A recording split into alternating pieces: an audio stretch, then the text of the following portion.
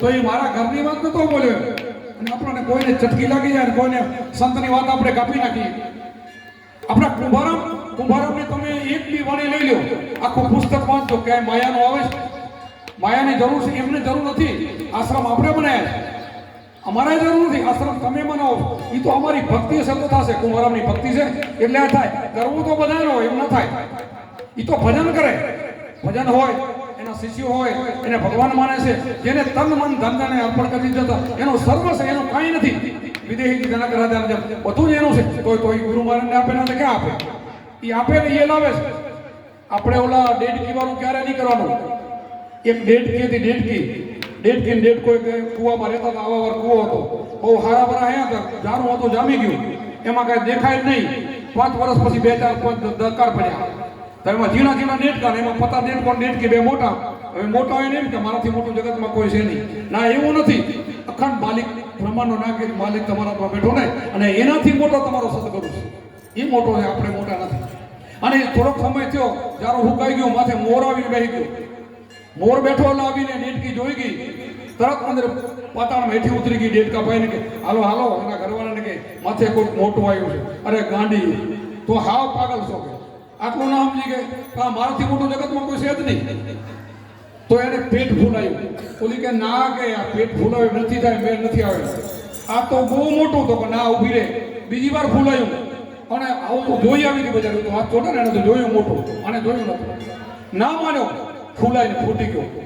એમ આપણા ઉપર કોઈક મોટું છે. આપણે એનાથી આ નાટક કરી લ્યા છે, આ એ બધું હલાવે છે, અને આપણે એની લાઈન દોરી માણસો. તો આપણા સંતો આ પગલાથી બહાર આવ્યા નથી. જગત જે કરે તે ભલે કરે, આપણે એ નથી કરવાનું. યાત્રા કરવાની મેળ આપણે ક્યાં ના પડે? યાત્રા તો હું કરવા જાઉં છું, પણ આ યાત્રા કરવામાં તમે યાત્રા કરશો, જગત યાત્રા કરશો, એમાં ઘણો સમયનો ફરક હોય. આપણે યાત્રા કરવા ગયા હતા, ત્રિકમ સાહેબ, રવિ સાહેબ, બધા એના ગુરુઓ કિમ સાહેબ, અને દ્વારકા ગયા હતા. યાત્રા કરવા ગયા તો ઓળખે કીધું કે હરિજનના આ ભાઈ, એમને દલિત સમાજના છો, તમે ગરવા છો, તમને નહીં લી, ઓળખો મારો ઉભરાઈ જાય. એ જમાનામાં હાલતું હતું. એ જમાનો ખોટો હતો. આપણે તો કોઈ નથી, માણસથી કોણ અભરાય?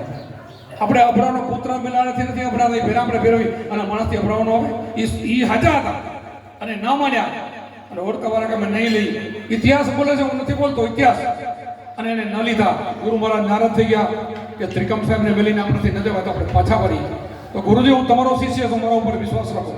તમે ઓળખામાં બેસો, હું ચંદ્રો પાથરીને આવું. કપડાના ચંદ્ર માથે બેસીને એના મોર પહોંચ્યા હતા. આપણે કરી શકશો એવું? યાત્રા કરવા જાય, હું તો માણસ સુધારવા માટે જતા હતા, દર્શન કરવા માટે નતા જતા. દર્શન વાળો તો ભેગો હતો, હું તો જઈને જગતને સુધારવા માટે જતા હતા. પછી બીજી વખત દ્વારકાના મંદિર અંદર નતા આવવા દેતા. વિચાર કરો, મંદિરનો દરવાજો ફેરવી નાખ્યો. આપણા સંતો મોરાર સાહેબ વાઘેલા, આપણા જ મોરાર સાહેબ, આપણા જ રવિભાણ સંપ્રદાયના 12 મહિનાનો મૃત્યુને ઠેકી દીધું. વિચાર તો કરો. આપણા જીવન સાહેબ, આપણા જ સંપ્રદાયના, જામીન પડ્યા હતા, કોકના જેલમાં હતા. 1300 કોરીમાં ભગવાનનું સ્વરૂપ લઈને, વાણિયાનું સ્વરૂપ લઈને જેલમાં આવ્યા. 1300 કોરી લઈને મારા ઘરે દીકરો દીધો છે. મારા જીવન સાહેબના દર્શન કરવા 1300 કોરી રાજાએ લઈને છૂટા કર્યા. એવું આપણાથી થશે? ઈ જાત્રા કહેવાય. આપણે કીડીઓ મારવા જઈએ, જાત્રા ન કહેવાય. એક દ્રષ્ટાંત હું કાપતો કોઈને નથી, આપણને બધાને ખબર છે. અહીંયા રાજસ્થાનની અંદર લખમાબારી થઈ ગયા. એક આખો સંઘ જાતો હતો. એ સંઘનો એવો નિયમ હતો કે 4 ધામની યાત્રા કરો, એના ઘરે જમવું બીજે નહીં. હાલતા રાજસ્થાનમાં ઉતરી ગયા. આવીને લખમાબારીના ગામમાં આવ્યા. અંધારો પડી ગયો. કોઈક ભાઈ કીધું કે તમારા ગામમાં કોઈ સંત હશે તો અમારા લખમાબારી છે. એના ઘરે રોકાણા ગયા.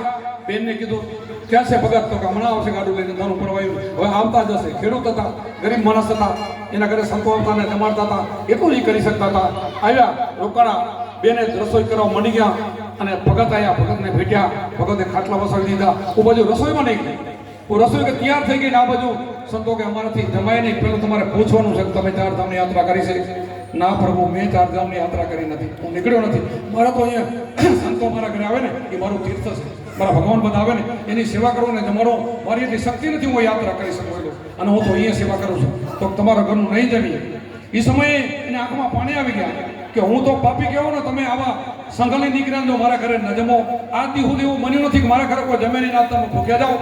માનતા નથી, બહુ આજીજી કરી પણ માન્યા નહીં. તો તમે જમી લો તો અમારાથી જમાય નહીં. રાતે ભૂખ્યા સૂતા છે. એક બાજુ આ સંઘ સૂતો છે, એક બાજુ પોતે સૂતા છે. રાતના 12 વાગે છે બરાબરના. અને 12 વાગે આકાશમાંથી 3 ગાયો ઉતરે છે, કાળા કલરની. હવે એમાં લેટેસ્ટ અને 3 સફેદ બની જાય છે. પછી સંગે પૂછ્યું, તમે માતાજી કોણ છો? અમે ગંગા, યમુના અને સરસ્વતી છીએ. તો અહીંયા કેમ? તમારા જે પાપી અમારામાં સ્નાન કરવા હોય ને એનો મેલ અમે અહીંયા ઉતારીએ છીએ. આ સંતો છે, અહીંયા મેલ ઉતરે. કુંભારામના મંદિરે અહીંયા મેલ ઉતરે. આપણા ગુરુની તિથિ હોય, આપણા શિષ્યો હોય, અને આપણે પ્રદક્ષિણા ક્યાંક ડુંગરમાં ફરતા હોય પાણામાં, અને આપણા ગુરુની તિથિ અહીંયા પડી હોય. ધિકાર છે આપણા મનખાને. આપણે શું ગુરુને સમજ્યા? ગુરુનો આ ઋણ છે આપણું. આ ચામડી તમે ઉતારીને પગરખાના ફેરવવાનો તેના ઋણથી મુક્તિ ન થાવ. આ ગુરુ છે 68 થી ગુરુને ચરણે છે. તો તમે ગુરુ શું કર્યા? શા માટે કર્યા છે? શું સમજ્યા તમે? ગુરુમાં તમે શું સમજ્યા? આપણને ખબર, રોહિદાસ ચમાર. આ ઇતિહાસ મારા ઘરની વાતો નથી કરતો. રોહિદાસ ચમાર એ સંઘ એમને એમ જતો હતો ગંગાજી નાહવા માટે. અહીંથી નીકળ્યા. રોહિદાસ બોલ્યા, ક્યાં જાઓ છો? અમે દર્શન કરવા.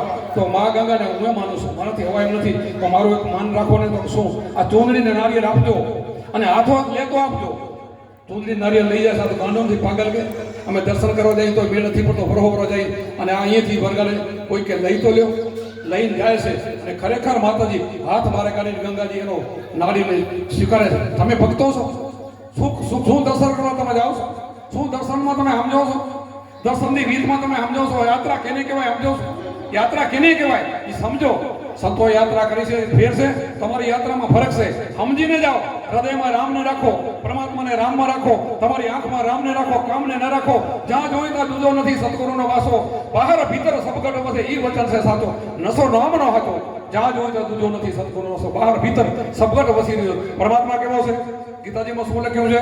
આત્માને શસ્ત્ર કાપી નાખે, પાણી ભીજવી નાખે, અગ્નિ મારી નાખે, પવન સંપી શકે, અજન્મા જન્મતો નથી, મરતો નથી, અમર. તો તમે શું માનો છો? કોને માનો છો? અમર તો આત્મા છે. દેહ તો મરે છે. દેહને માનો છો? ક્યાં રખડો છો? રખડવું હોય તો કુંભારામના આનંદ થવું હોય તો કુંભારામના જીવવું પડશે, એવું હાલવું પડશે. અને કુંભારામ કરોડો રૂપિયા અહીંયા દેશે. તમે નહીં લઈ આવી જાઓ, તમારું કામે નથી. એમ કુંભારામ કરશે, એની ઈચ્છા હશે.